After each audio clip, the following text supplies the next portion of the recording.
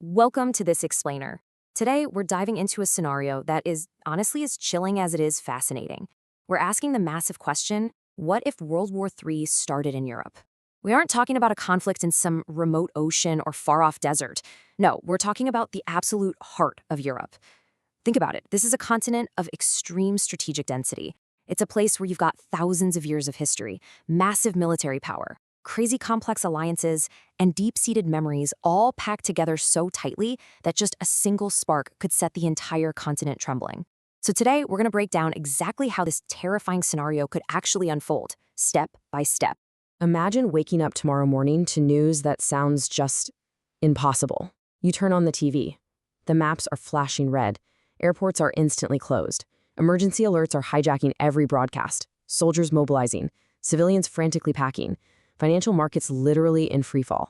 The entire world is suddenly gripped by one terrifying, urgent question. Did World War III just begin in Europe? Section 1. The First Spark. Okay, let's dive into this and look at how great disasters actually start. Because here's the thing, war almost never begins with some dramatic, cinematic declaration out of nowhere. It actually starts with a misunderstanding. Maybe it's a border incident, a rogue drone strike, a missile misfire, or even a massive cyber attack that gets interpreted as an act of war. Then you hit step 2, pressure. Suddenly we're seeing harsh warnings, heavy economic sanctions, sudden troop movements, which bleeds right into step 3, escalation, where leaders get backed into a corner.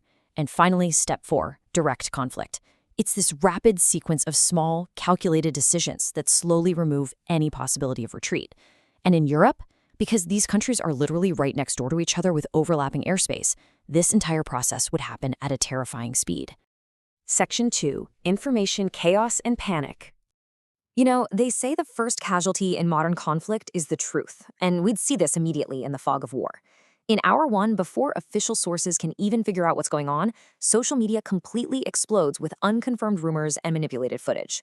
By hour 2, cyber networks are being deliberately disrupted, satellites targeted, communications going dark. And by hour 3, that uncertainty triggers absolute civilian panic. When official statements start contradicting each other and comm systems fail, fear spreads way faster than any army ever could. People are draining ATMs, hoarding groceries, and rushing the gas stations. And instantly, the military reality shifts right along with it. NATO's immediate focus snaps into place. Remember, Europe is tied to an alliance structure built specifically for collective defense, to keep a large-scale war from spreading unchecked. Every single radar blip, every drone movement, every troop repositioning is instantly viewed through the lens of deterrence and escalation control. So a localized incident, it doesn't stay local. It instantly turns into a massive continent-wide standoff. Section 3.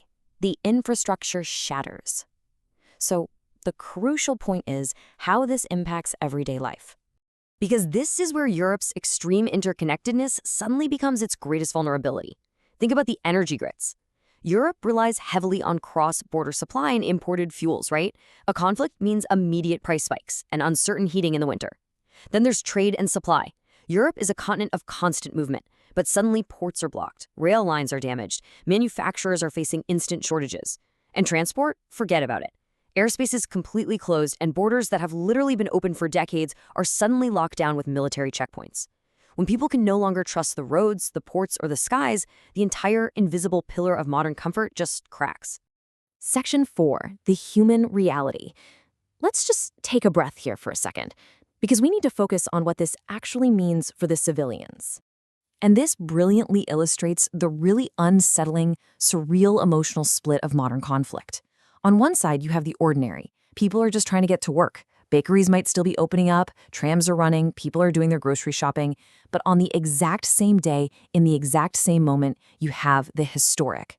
Military bases are on extreme alert, governments are locked in crisis bunkers, and missiles are actively being tracked overhead.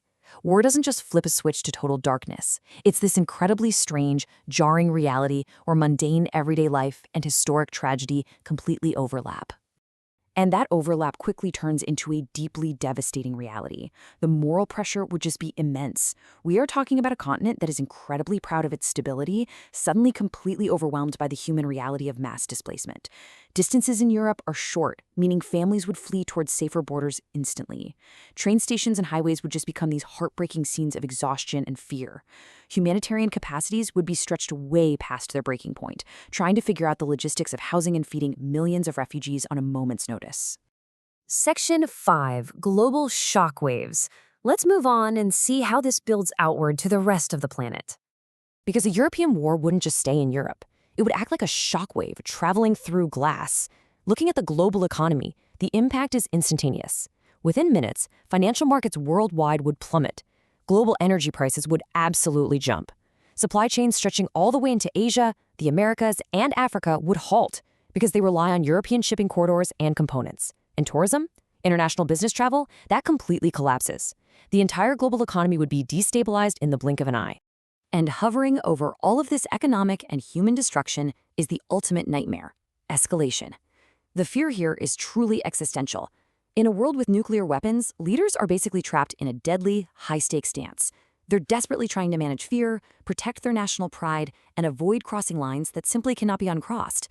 It's a terrifying balance, because every side worries that stepping back and showing restraint might look like weakness. And that right there is exactly how escalation spirals out of control. Section 6. The lesson of prevention. So, coming back to the present moment, taking all of this terrifying hypothetical reality into account, what can we actually learn from this? Well, to quote our sources, major wars grow from layers of tension, bad assumptions, fear, pride, and strategic overconfidence. They don't just appear out of nowhere. They are allowed to become possible over time. And this is exactly why diplomacy, clear communication, and crisis hotlines are so absolutely crucial. Sure, they might seem frustratingly slow during peacetime, but they are literally the thin, fragile walls preventing a heated argument from becoming a global catastrophe. So, what does this all mean? Ultimately, if this scenario were to happen, the world would have to ask a very painful rhetorical question. Is this the beginning of a new world order, or the complete collapse of the old one? A war of this magnitude in Europe would permanently harden borders. It would force economies to totally reorganize around national security.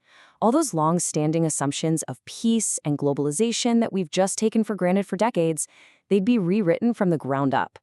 We'll leave you with this final, powerful thought. The difference between peace and catastrophe is a lot smaller than people think. Peace is not just the default setting of history.